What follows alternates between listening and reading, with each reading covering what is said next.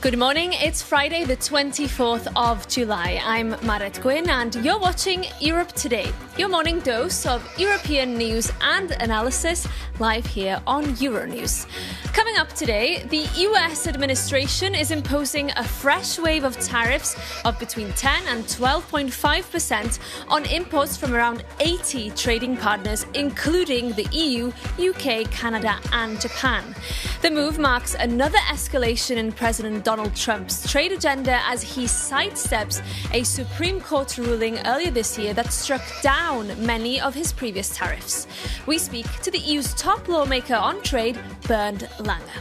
And in other news, oil prices have spiked again, hitting $100 per barrel for the first time since May, as the Tehran-backed Houthi rebels strike tankers in the Red Sea. US President Donald Trump has said he will hold Iran responsible for those attacks and that he is considering launching a massive attack on the country. And at least 20,000 people have been evacuated from their homes as wildfires spread in the southwest of France.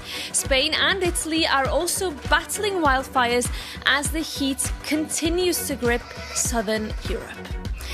But first, we're going straight to our top story this morning. US President Donald Trump is imposing a new wave of tariffs on trading partners, including a 10% duty on the EU. The European Commission has said these tariffs are in line with the EU-US trade deal struck last year. The US administration has also reacted to the EU's €890 million fine on Google yesterday, with Trade Representative Jameson Greer saying that the EU is driving massive uncertainty for US exporters and jeopardizing the EU-US trade deal struck a year ago. Well, Bernd Lange is the European Parliament's top lawmaker on trade and was the lead negotiator on the EU-US Trade Pact. He's been in Washington this week, and I caught up with him earlier this morning, and I started by asking him where Trump's new tariffs leaves the EU-US trade deal. In principle, I guess with this new tariffs, they respect the deal. And this was also one of my major task for this week in Washington, to convince everybody, regardless what else is in the air, that we stick to the deal. Yet, this many would say is arbitrary. Many would say that Trump is sidestepping Congress, sidestepping the Supreme Court's ruling to find new ways to impose tariffs. Does that worry you that there will be more fresh rounds of levies targeting the EU again? I think you are quite right. So Trump and the administration are looking always to solutions for some kind of basis. So now this forced labor issue, so that we as Europeans are not respecting the fight against forced labor is crazy. We have a wonderful legislation, even stronger than the United States has.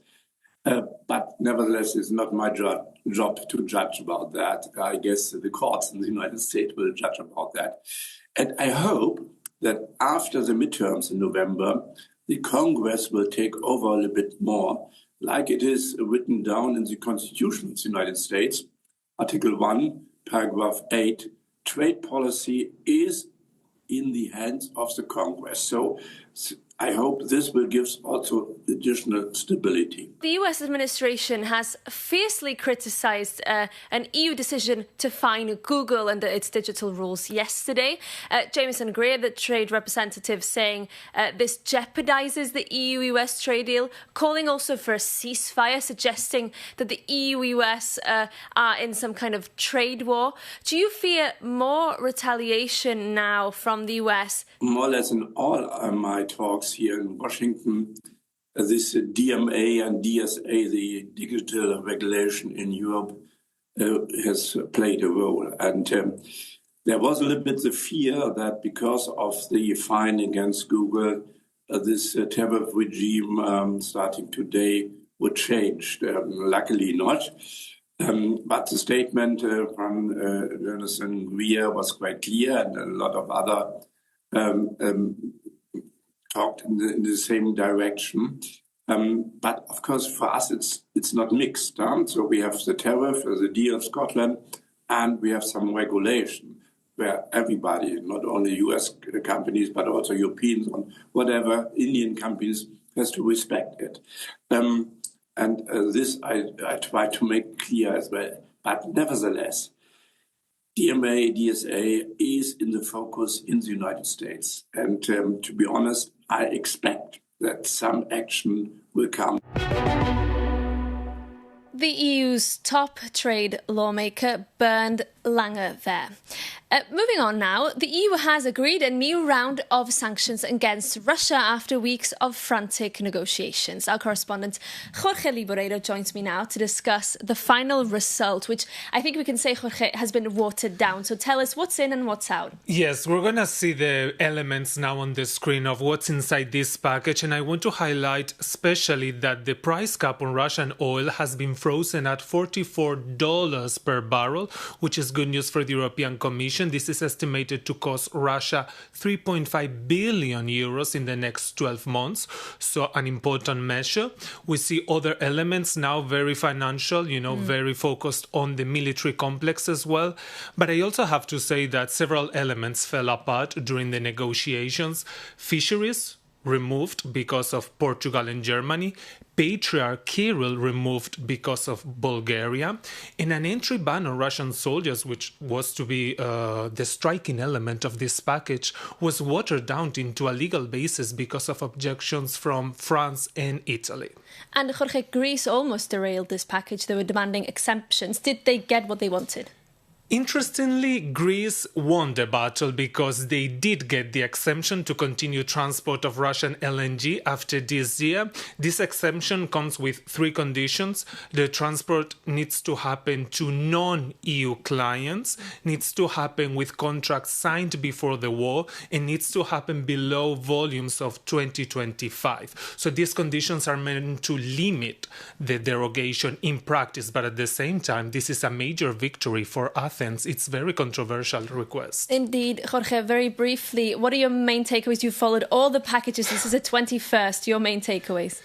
Yes, my main takeaways are the Commission is running out of ideas, as we saw with fish. The second is that the threshold for economic pain is going down, as we saw with Greece and maritime transport. And the third one is that after Viktor Orban left Hungary, member states need to speak louder to defend their national interest. The veto power is still alive and kicking. Yes, indeed, Jorge, we did see that this week. Thank you so much for that analysis. And as we heard there, this latest package of sanctions has raised questions about how national economic interests could be undermining political will to keep tightening sanctions on Russia. Well, I'm now joined live by Ukraine's Presidential Commissioner for Sanctions Policy, Vladislav Vlasyuk. Very good to have you with us, sir. Listen, we know that limiting Russia's ability to generate revenues from energy is crucial. What do you make of the fact that we now have a country, Greece, which has been able to get an exemption and will continue to make revenue from shipping Russian LNG?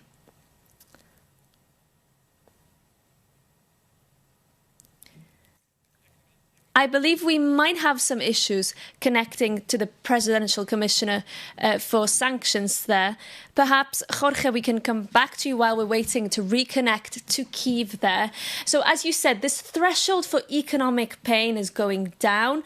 We've seen that with Greece, in a different way with Bulgaria opposing the sanctioning of Patriarch Kirill. And you said you see this potentially becoming an issue as we move into the future now and look into the 22nd package. Yeah, there have been many packages of sanctions, Mary. We need to be honest here, and this is the fifth year of the war, so member states are also tired of making that many sacrifices when it comes to their economy. And Russia used to be one of our largest trading partners, so we need to keep that in mind of how much the economy has changed. Indeed. Jorge, I believe we can cross back to Kyiv and to Ukraine's Presidential Commissioner for Sanctions. So I'm very sorry for the technical issues. Good to have you with us.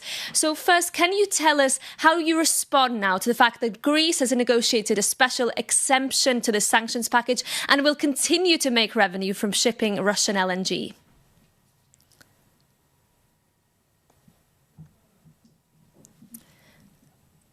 No, I believe we cannot connect with Vladislav Vlasyuk. Can you hear me, sir? Can we try once more? Yes. Good. Okay, let's move on. We hope to bring back Vladislav Vlasiuk. Jorge, let's bring you in again. Glad to have you with me on my side this morning. Always for sanctions available.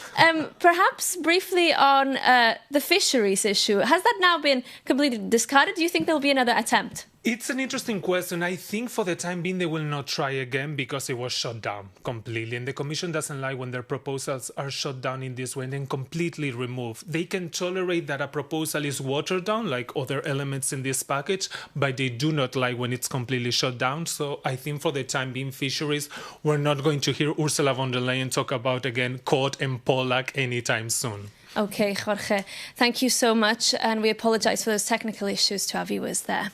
Now we're moving on because 9 members of the European Parliament travelled to China this week in a bid to thaw years of frozen relations between the EU institution and Beijing. But with a record trade imbalance and China accused of being an enabler of Russia's aggression in Ukraine, the visit raises as many questions as it hopes to answer.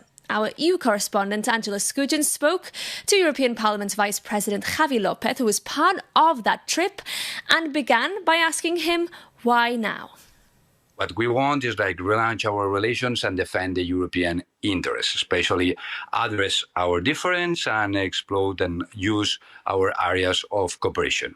Obviously, multilateralism, the defense of the rules-based order, international law, the United Nations chapter, fight against climate change, and ensure that we have economic governance that it's balanced, that it's stable, that it's full of certainty. It's in our mutual interest. But at the same time, we want to address our differences, especially the war in Ukraine and how China could play a stronger role to find a solution and a peace after the brutal aggression, and obviously tackling trade imbalance that is important concern for the European public opinion, for the European economy, trying to ensure that we have full access to the Chinese. And maybe if we look at Russia's full-scale invasion of Ukraine and China's support for that, as well as that eye-watering trade deficit in China's favour, how did the MEPs on this trip communicate regarding these points, and was the message received? How did the Chinese react?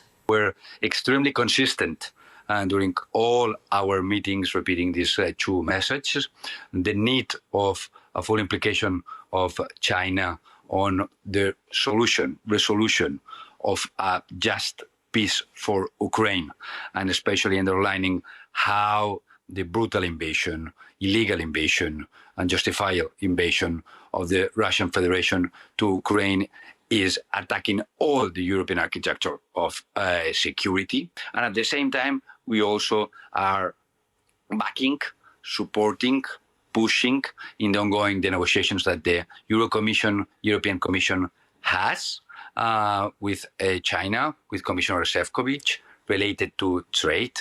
A few weeks ago, they had an important meeting in Brussels with a joint press conference. This will continue this autumn, especially on October. And you mentioned that October deadline. This is the month allocated by the European Commissioner for Trade, Maroš Šefčovič, to establish some kind of conclusion when it comes to this trade deficit. And the inference here is that if China doesn't come to the table and if agreement isn't found, that the EU will act. You've been on the ground in China. How do you think that they will respond to these hardball tactics come October? Well, they have their arguments on that about the application of the World Trade Organization rules. But we are insisting on our unsustainable reality for us, politically and economically, that it's this size, this volume of trade surplus of China, trade imbalance, that it's 1 billion per day. That it has to be addressed, and we should find solutions on this regard. And is the solution triggering the trade bazooka? Well, we have our negotiations ongoing, and what we expect is results and deliver solutions through these negotiations, through dialogue and cooperation. That was the European Parliament's Vice President Javi Lopez. And just like that, it's time for us to say goodbye for the summer. This is our final episode of Europe Today before we take a short break. We've shared 155 mornings with you here on Euronews, so a big thank you goes to you, our viewers, for tuning in. We've brought you conversations with leaders, ministers and top lawmakers. So, before we go, let's take a look back at some of the moments that defined this season on Europe Today. That is absurd and ridiculous. Spain has a coherent foreign policy. We have supported Ukraine more than the United States. This is not a product to deregulate. This is a product to modernize. Clearly, Montenegro is doing very well. We have already approved the Working Party to start drafting the accession treaty. Dying flamingos, depressed turtles. Russia's losing ground on the battlefield. It's losing ground diplomatically. It was hoping for a long time to divide Europeans. We've seen exactly the opposite. And did you discuss Donald Trump's Board of Peace? Most European countries cannot join. We haven't seen Russia really taking the talk seriously. Russia keeps on bombing. When you don't have much money, invest wisely. This is the mother of all trade deals. It's something the Commission loves to say. But for Europeans who are watching Euronews today and they go, what does that mean? This is the largest trade deal ever. Why is Putin deciding to target Latvia in this hybrid war at this moment? Because he's losing in Ukraine. Simple.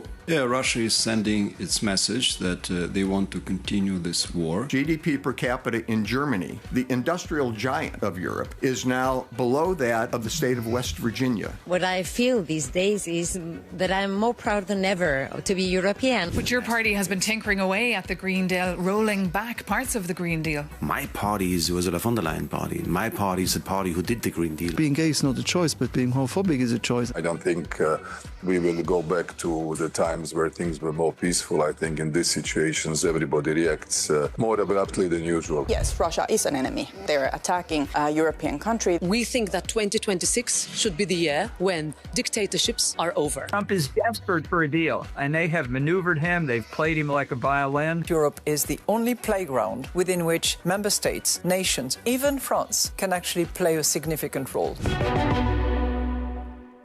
Just a taste there of the voices we've heard on Europe Today over the past months. And now our Europe editor, Maria Tadeo, joins me in the studio. Maria, good morning. It's been a busy season for you. What are your reflections? Look, for all of us, Merit, and I think when we began to work on this show, Europe Today, and this revamp of Euronews, and Euronews undeniably has been a staple of European broadcasting now for more than 3 decades. But we know the world is changing, and we're seeing dramatic structural changes, very rough geopolitics, and we set out to answer 2 fundamental questions, and that is, what does it mean for Europe and what does it mean for Europeans? And look, whether we did a good job or not, ultimately that belongs to our viewers and our readers. But I think when you look at that clip that you just played, it does show the commitment, the very hard work, the responsibility of our newsroom. We take our editorial standards incredibly seriously. We take our independence incredibly seriously. And we take this idea of putting a story from a very unique European perspective every day, 155 episodes, that's a lot of work. We take it very seriously. And of course, we can only thank our EU News team. That is the core of our operations here in Brussels. They broke news, they delivered stories, they committed to original reporting. Our team of correspondents, I think if you watch Europe Today, you've seen them all across Europe talking to the right people and the right story that day. Some very, very difficult hours, our capitals, and that is the joy of Euronews, our very vast network of European correspondents all across the continent. Of course, our team that you don't see on camera, but they do a very important job behind the scenes. And that is our production, our technical team, our cameramen, our producers, digital producers, executive producers, Paul and Nico, Maeve, of course, our chief anchor who's been doing great work for us this season and also this week in Dublin, and our hair and makeup, the entire team that comes together to deliver a story and also capture this European zeitgeist. And Merit, look, at this point, I cannot say too much. Ultimately, this is TV, but I got to tease it. We are in television. This is the business of TV, but we are working on new formats and new projects. We set out on a path, and we're going to double down on this path come September. We read and appreciate all the feedback that we get from our viewers, all the emails and suggestions that they make. We take all of this into account. And look, we cannot wait to be back in September, and it's also been great to work with you. You're very talented. You have a great future ahead of you. So, it's a privilege, and I'm very happy to have been on the show with all of you. Well, thank you so much to you as well, Maria, for all your leadership, of course. And that brings us to the end of this show. We'll be back, as Maria said, after the summer, ready to do it all again. Until then, on behalf of everyone here at Europe Today and Euronews, thank you for making us part of your mornings, and we'll see you very soon.